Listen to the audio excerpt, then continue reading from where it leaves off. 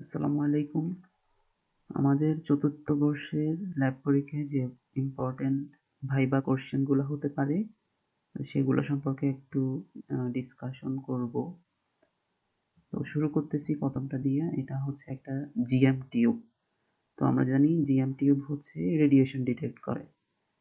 মানে কোন ধরনের রেডিয়েশন সেটার তুলনায় এর মেইন কাজ হচ্ছে সে রেডিয়েশন ডিটেক্ট করতে পারে। আলফা পার্টিকেল হলেও সে যে আউটপুট দিবে, বিটা পার্টিকেল হলেও সে যে আউটপুট দিবে, গামা হলেও সে সেম পরিমাণ আউটপুট দিবে এই ডিটেক্টরটা বা জিএম কাউন্টারটা।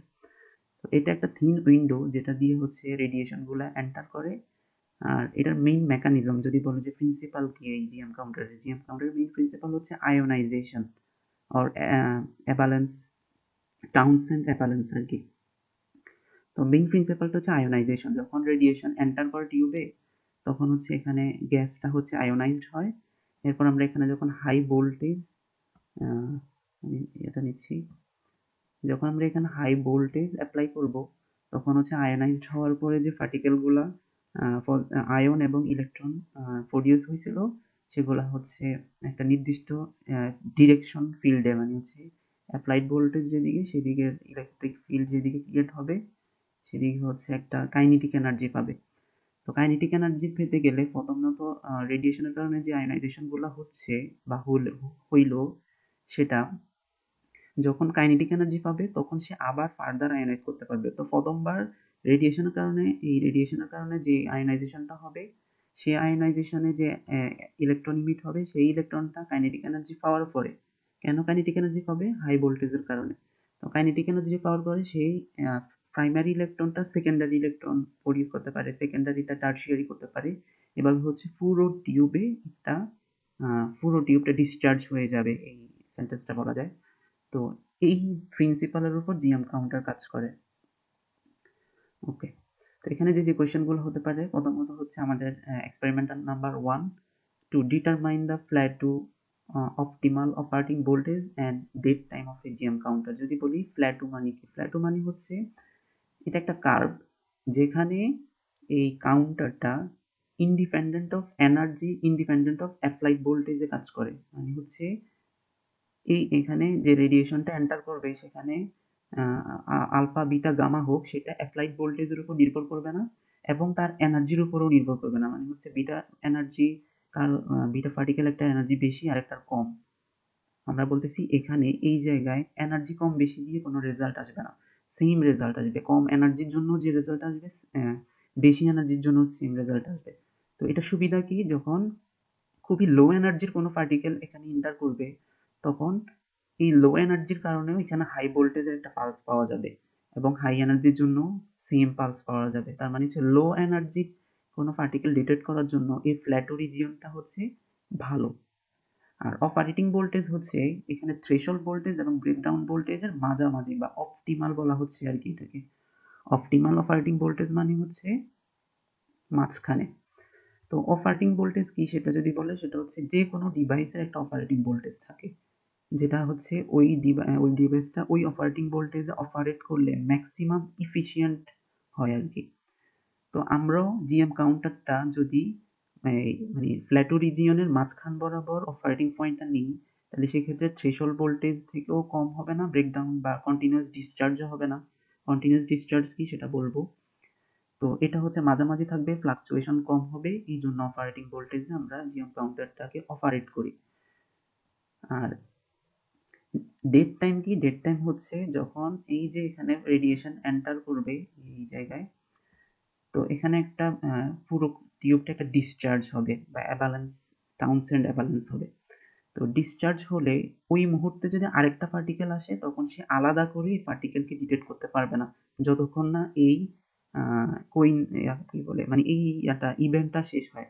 তাহলে একটা ইভেন্ট চলা অবস্থায় জিএম কাউন্টারটা যতটুকু ইনসেনসিটিভ থাকবে বা অন্য একটা পার্টিকেলকে সে মেজার করতে পারবে না বা কাউন্ট ফালস দিতে পারবে না, এই সময়টা হচ্ছে জিএম কাউন্টার। তো এটা কেন দরকার? একটা ডেড টাইম, এটা কোশ্চেন হতে পারে যে ডেড টাইম বের করে আমি কি করব। আসলে ডেড টাইম যখন আমি বের করব তখন আমার এই জিএম কাউন্টারটা কতটুকু কাউন্ট মিস করছে সেটা আমি কারেকশন করতে পারবো। যেমন আমার 30 সেকেন্ডের মধ্যে যদি 10টা পার্টিকেল আসে এটা হচ্ছে আমি মেজার করছি, কিন্তু 10টা থেকেও বেশি আসতে পারে, ওই সময়টাতে সে মেজার করতে পারে নাই। কিন্তু আমি যদি ডেট টাইমটা ক্যালকুলেট করতে পারি, তাহলে আমি জানতে পারবো যে আমি মেজার করছি 10টা, তাহলে অ্যাকচুয়ালি কয়টা পার্টিকেল এখানে এন্টার করছে বা ডিটেক্ট করতে না পারলেও সেটা ক্যালকুলেশন করে বা ইয়া করে মানে কারেকশন করা যায় আর কি। তো ডেট টাইম মেনলি হচ্ছে একটা কারেকশন টাইপের, এটাই। তো ওভারভিউটা একটু দেখি। আর এখানে যেটা বলা আছে সেটা হচ্ছে এটা হচ্ছে এটা কাউন্টার, যেখানে লোড রেজিস্ট্যান্সের অ্যাক্রস এ পালসটা ক্রিয়েট হবে। আর যদি বলে যে ক্যাপাসিটরের কাজ কি, ক্যাপাসিটরের কাজ হচ্ছে ইলেকট্রনিক কাউন্টারে হাই ভোল্টেজ মানে হচ্ছে মানে ক্যাপাসিটরটা এখানে ফিল্টার সার্কিট হিসেবে কাজ করতেছে আর কি। ক্যাপাসিটর আমরা জানি হচ্ছে ডিসি ভোল্টেজ, মানে হাই ভোল্টেজে ক্যাপাসিটর কারেন্ট পাস করে না, মানে চেঞ্জ হয় না ক্যাপাসিটরে। তখন হাই ভোল্টেজের কারণে ইলেকট্রনিক্সটা নষ্ট হবে না। আর যে পাসটা আসবে সেটা ইজিলি ক্যাপাসিটরের মধ্য দিয়ে পাস হতে পারবে। ওকে, তো এখানে থিওরি আছে জিএম কাউন্টার কীভাবে কাজ করে সেটা আমি বলছি। জিএম কাউন্টার হচ্ছে এমন একটা ডিভাইস যেটা যে কোনো রেডিয়েশনকে ডিটেক্ট করতে পারে, কিন্তু রেডিয়েশনের টাইপটা কি, যেমন সেটা আলফা বিটা গামা কিনা সেটা সে ডিটেক্ট করতে পারে না। এটার কনস্ট্রাকশন আছে আর ফ্ল্যাটোর কথা আমি বলছি। কন্টিনিউয়াস ডিসচার্জ মানে কি সেটা যদি বলি, কন্টিনিউয়াস ডিসচার্জ হচ্ছে যখন পুরো আমার যে এখানে যখন টাউনসেন্ড অ্যাবালেন্স হবে, তো টাউনসেন্ড অ্যাবালেন্স হওয়ার সময় পজিটিভ আয়নগুলা হচ্ছে ক্যাথোডের দিকে আসবে। তো পজিটিভ আয়ন যখন ক্যাথোডের দিকে আসবে, ক্যাথোডের ওয়াল থেকে পজিটিভ আয়নটা কোনো ইলেকট্রনকে অ্যাট্রাক্ট করতে পারে। তো ইলেকট্রনটা যদি অ্যাট্রাক্ট করে সেটার কারণে সেখান থেকে আবার ফার্দার সেকেন্ডারি আয়োনাইজেশন বা টাউনসেন্ড অ্যাবালেন্স সেকেন্ডারি টাউনসেন্ড অ্যাবালেন্স হতে পারে। মানে হচ্ছে একটা রেডিয়েশন কাউন্ট হয়েছে একটা পার্টিকেলের কারণে, ওই পার্টিকেলটা কাউন্ট করার পরে যখন পজিটিভ আয়নটা ক্যাথোডের দিকে আসবে তখন সেক্ষেত্রে আরেকটা ডিসচার্জ হতে পারে, কিন্তু ওই সময়ের মধ্যে যদি রেডিয়েশন নাও আসে সে ডিটেক্ট করতে পারবে। তার মানে এই টিউবটা কন্ডাক্টিং থেকে যাবে। তো এই কন্ডাক্টিং থেকে যাওয়ার মানে এটা থেকে রোধ করার জন্য যে একটা প্রসেস আছে, প্রসেসটাকে বলা হয় কোয়েন্সিং। তো কোয়েন্সিং হচ্ছে দুই প্রকার, একটা হচ্ছে আমরা এখানে যে গ্যাস ইউজ করছি আর্গনের সাথে ইথানল ইউজ করব। তো ইথানল হচ্ছে পলিঅ্যাটমিক গ্যাস। এখানে যখন কোনো মানে ইউবি রে অথবা যে কোনো একটা এনার্জি পলিঅ্যাটমিক গ্যাসে পড়বে তখন সেটার এনার্জিটা আয়োনাইজড না হয়ে সে রোটেশনাল অথবা ভাইব্রেশনাল এনার্জিতে অ্যাবজর্ব করে নেবে। তো ওই যে এনার্জিটা অ্যাবজর্ব করার কারণে ফার্দার আর আয়োনাইজেশন হতে পারবে না, এটাকে বলা হয় কোয়েন্সিং। আর এক্সটার্নাল নামে আরেকটা কোয়েন্সিং আছে, যেটা হচ্ছে হাই ভোল্টেজটাকে যখন টাউনসেন্ড অ্যাবালেন্স হয় হাই ভোল্টেজটাকে কন্টিনিউয়াসলি লো এবং মানে বাড়ালে কমালে হচ্ছে এখানে মানে এটা হয় আর কি, এক্সটার্নাল কোয়েন্সিং হয়। তো ইন্টারনাল কোয়েন্সিং কি সেটা আমি বলছি, সেটা হচ্ছে আর্গনের সাথে আমরা যে ইথানল ইউজ করছি 10% ইথানল, এই ইথানলটা মেইনলি হচ্ছে কোয়েন্সিং, যাতে হচ্ছে কন্টিনিউয়াস ডিসচার্জটা না হয়। কিন্তু আমরা যখন একদম হাই ভোল্টেজে তাকে অপারেট করতে যাব এই ভোল্টেজ বা ব্রেকডাউন ভোল্টেজের পরে, তখন কন্টিনিউয়াস ডিসচার্জ হওয়ার সম্ভাবনা বেশি। ওই সময়টাতে টিউবটা হয়তো ইনসেন্সিটিভ হয়ে যাবে অথবা ডেড টাইম বেড়ে যাবে, এরকম একটা প্রসেস। নেক্সট, অপারেটিং ভোল্টেজ আমরা বলছিলাম অ্যান্ড ডেড টাইম আমরা বলছি। এখন ডেড টাইম মেজার করার জন্য আমরা দুইটা সোর্স ইউজ করব, পাশাপাশি তাদের কম্বাইনটাও ইউজ করব, যাতে আমরা ইকুয়েশন পাই n1 প্লাস n2 সমান n12। তো এই ইকুয়েশনটা এখানে আছে যে আমরা ট্রু ইন্টারেকশনকে n বলতেছি আর মেজার্ড ইন্টারেকশনকে m বলতেছি।